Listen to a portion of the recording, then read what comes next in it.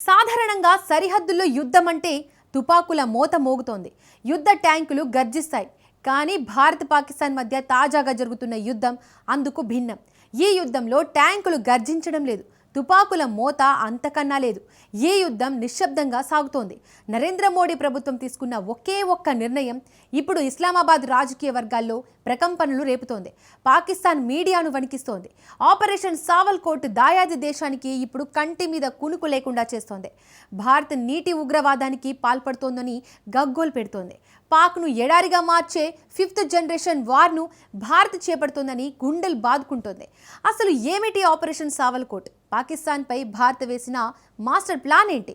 ఎందుకు పాకిస్తాన్ గుండెల్లో రైళ్లు పరిగెడుతున్నాయి? What the story? పాకిస్తాన్కు భారత్ చావు కోటింగ్ ఇచ్చిందా? భారత్ దెబ్బకు పాక్ ఎడారిగా మారుతుందా?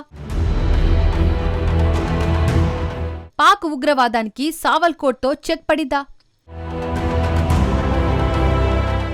ఆసిమ్ మునీర్ ఈ పేరు చెబితే పాకిస్తాన్లో అటు వెళ్లే చీమ కూడా చటుక్కున ఆగిపోవాల్సిందే. ఎందుకంటే ఆ దేశంలో అతడే సుప్రీం లీడర్, దాయాది దేశంలో ఎదురులేని పవర్ఫుల్ నాయకుడు. అయితే ఈ సూపర్ మ్యాన్కు తాజాగా ఘోరమైన అవమానం ఎదురయ్యింది. పాకిస్తాన్ ఫీల్డ్ మార్షల్ హోదాలో తాజాగా జర్మనీలో జరుగుతున్న మ్యూనిచ్ సెక్యూరిటీ సదస్సుకు మునీర్ హాజరయ్యాడు. కాన్ఫరెన్స్ హాల్లోకి వెళ్తుండగా అక్కడి లేడీ సెక్యూరిటీ అడ్డుకుంది. ఐడి కార్డు ఎక్కడంటూ ప్రశ్నించారు. ఐడి కార్డు ఉందని మునీర్ అతని సిబ్బంది చెప్పినా వదల్లేదు. కార్డులు కనిపించేలా ఉంచాలని సెక్యూరిటీ అధికారి తేల్చి చెప్పింది. ఈ అవమానంతో మునీర్ మొహం మాడిపోయింది. ఇప్పుడు ఆ వీడియో సోషల్ మీడియాలో తెగ వైరల్ అవుతోంది. దీన్ని దౌత్యపరమైన ఇబ్బందిగా కొందరు వర్ణిస్తే, మరికొందరు మాత్రం సెక్యూరిటీ ప్రోటోకాల్ కూడా మునీర్కు తెలియదా అంటూ ఎద్దేవా చేస్తున్నారు. మరికొందరైతే అంతర్జాతీయ వేదికలపై పాక్ ఆర్మీ చీఫ్ను ఎవరు గుర్తించరని, అటువంటి చోట్లకు వెళ్లడం అవసరమా అంటూ సెటైర్లు వేస్తున్నారు. ఈ అంశం పాకిస్తాన్ మీడియాలో మాత్రం మచ్చుకైనా కనిపించడం లేదు. కానీ పాకిస్తాన్ మీడియా మాత్రం మరో అంశంపై గుండెలు బాదుకుంటోంది. దాయాది దేశంలో ఆపరేషన్ సావల్కోట్ ఇప్పుడు కలకలం రేపుతోంది. గత 2-3 రోజులుగా సావల్కోట్ హైలైట్ చేస్తూ కథనాలు నడుపుతున్నారు. అసలు ఇంతకు ఆపరేషన్ సావల్కోట్ సీక్రెట్ ఏంటి?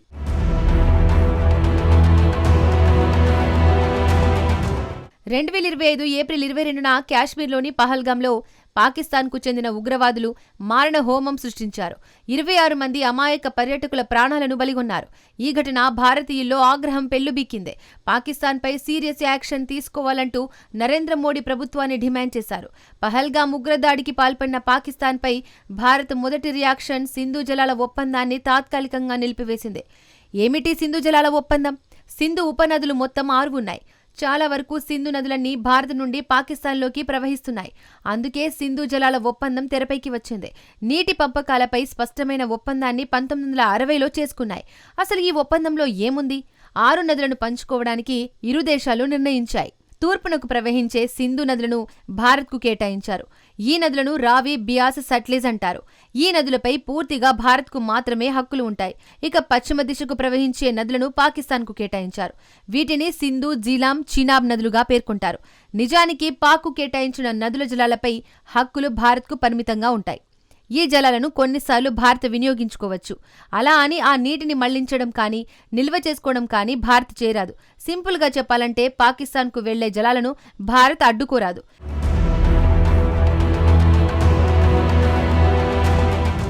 పహల్గాం ఉగ్రదాడి తర్వాత భారత వ్యూహం మార్చింది.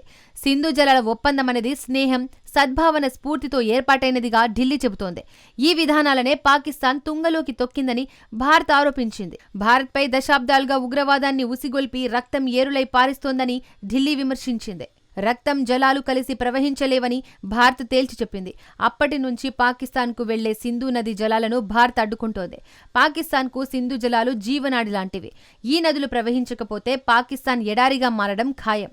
పాకిస్తాన్ ఉగ్రవాదంతో భారత్ను దెబ్బతీయాలని చూస్తే ఇస్లామాబాద్ను నీటితో ఢిల్లీ దెబ్బ కొడుతోంది. సింధు ఉపనదుల్లో ప్రధానమైనది చినాబ్. ఈ నదినే భారత్ టార్గెట్ చేసింది.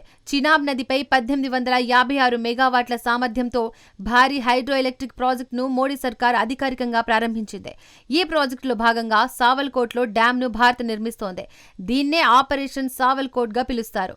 సింధు జలాల ఒప్పందాన్ని తాత్కాలికంగా భారత్ నిలిపివేసిన తర్వాత మోడీ సర్కార్ చేపట్టిన తొలి భారీ వ్యూహాత్మక ప్రాజెక్టు ఇదే. దీంతో ఇస్లామాబాద్లోని రాజకీయ, మీడియా వర్గాల్లో తీవ్ర ప్రకంపనలు రేగుతున్నాయి. జమ్మూ కాశ్మీర్లో కీలకమైన జల విద్యుత్ ప్రాజెక్టులను ముందుకు తీసుకెళ్లాలన్న ప్లాన్లో భాగంగానే భారత్ సావల్కోట్ ప్రాజెక్టును తెరపైకి తీసుకొచ్చింది. దీనిపై నివేదికలు రాగానే పాక్ మీడియా ఒక్కసారిగా ఉలిక్కిపడింది.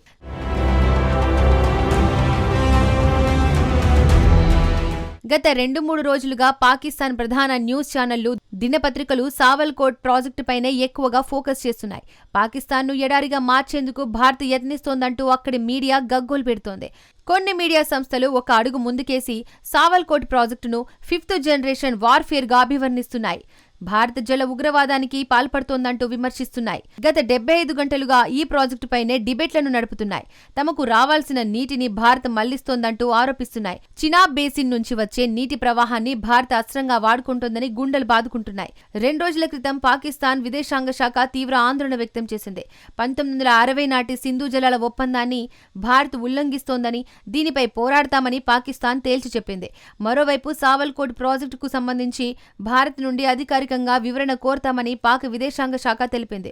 ఈ విషయాన్ని సింధు జలాల కమిషనర్ల స్థాయిలో లేవనెత్తినట్లు పాక్ స్పష్టం చేసింది.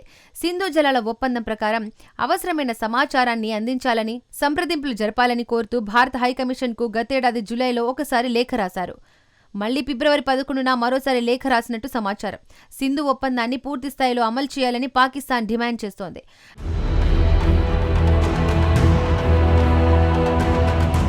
నిజానికి అయితే పాకిస్తాన్ వాదనను భారత్ ఖండిస్తోంది. తమ దేశంలో చేపట్టే ఎలాంటి ప్రాజెక్ట్ అయినా తమ సొంత అవగాహన మేరకే జరుగుతోందని భారత్ తేల్చి చెప్పింది. సింధు జలాల ఒప్పందం ప్రకారమే సావల్కోట్ ప్రాజెక్టును నిర్మిస్తున్నట్టు ఢిల్లీ స్పష్టంగా చెప్పింది. తాము నీటిని ఎక్కడికి మళ్లించడం లేదని క్లారిటీ ఇచ్చింది. తమ మౌలిక సదుపాయాలను నిర్వహించుకునే సార్వభౌమ హక్కు తమకు ఉందని మోడీ సర్కార్ తెలిపింది. అయితే సావల్కోట్ ప్రాజెక్టుపై పాకిస్తాన్ ఎందుకు గగ్గోలు పెడుతోంది? ఈ ప్రాజెక్టుతో పాకిస్తాన్ నిజంగా ఎడారిగా మారుతుందా? జమ్మూ కాశ్మీర్లోని ఉదంపూర్, రాంబన్ జిల్లాల్లో ప్రాంతాన్ని సావల్కోట్ అంటారు. ఈ ప్రాంతం మీదుగా ప్రవహించే చినాబ్ నదిపైనే భారత్ హైడ్రో ఎలక్ట్రిక్ ప్రాజెక్టును నిర్మించాలని ప్లాన్ వేసింది. ఎన్హెచ్పిసి లిమిటెడ్ అనే భారీ నిర్మాణ సంస్థకు సావల్కోట్ ప్రాజెక్టును అప్పగించింది. దీని అంచనా వ్యయం 5,129 కోట్ల రూపాయలు. చినాబ్పై ప్రస్తుతం ఉన్న బగ్లిహార్ ప్రాజెక్టుకు దిగువన, సలాల్ ప్రాజెక్టుకు ఎగువన సావల్కోట్ ప్రాజెక్టును నిర్మిస్తున్నారు. టెండర్ పత్రాల ప్రకారం ఈ ప్రాజెక్టులో అత్యంత లోతైన పునాది నుంచి 192.5 మీటర్ల ఎత్తు కలిగిన రోలర్ కాంపాక్టెడ్ కాంక్రీట్ గ్రావిటీ డ్యామ్ ను నిర్మించనున్నారు. నదీ జలాల ప్రవాహాన్ని మళ్లించేందుకు 3 గుర్రపు నాడ ఆకారపు సొరంగాలను ఏర్పాటు చేస్తారు. ఈ ప్రాజెక్టులో భాగంగా చీడాం నదికి ఎడమగట్టున భూగర్భ విద్యుత్ కేంద్రాన్ని నిర్మిస్తారు.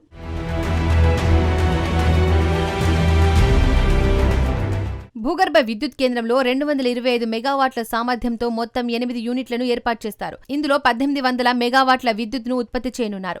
అంతేకాదు పర్యావరణ ప్రవాహ అవసరాల కోసం విడుదల చేసే నీటిని ఉపయోగించి మరో 56 మెగావాట్ల విద్యుత్ కేంద్రాన్ని కూడా ఏర్పాటు చేస్తారు. దీంతో మొత్తం 1856 మెగావాట్ల విద్యుత్ ఉత్పత్తికి భారత్ ప్లాన్ వేసిందన్నమాట. ఈ ప్రాజెక్టు నుంచి వర్షాకాలంలో 9,292 క్యూసెక్కుల వరద నీటిని, ఇతర కాలాల్లో 3,000 క్యూసెక్కుల నీటిని మళ్లించేలా ప్రణాళికలు రూపొందించారు.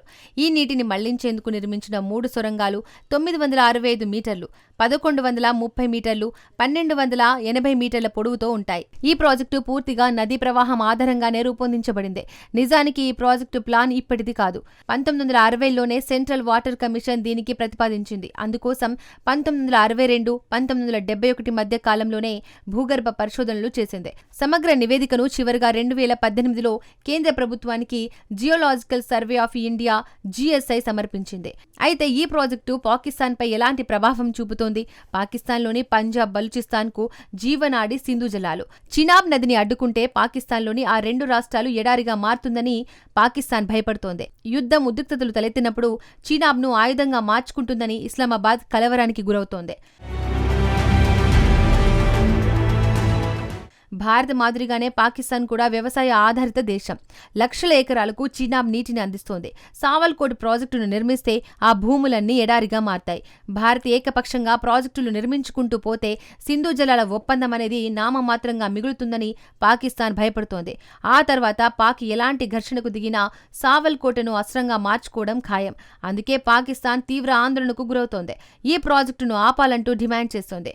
ఇన్నాళ్లకు పాకిస్తాన్ ఉగ్రవాదానికి చెక్ పెట్టే ఆయుధాన్ని భారత్ బయటకు తీసిందని భారతీయులు మాత్రం సంబరపడుతున్నారు.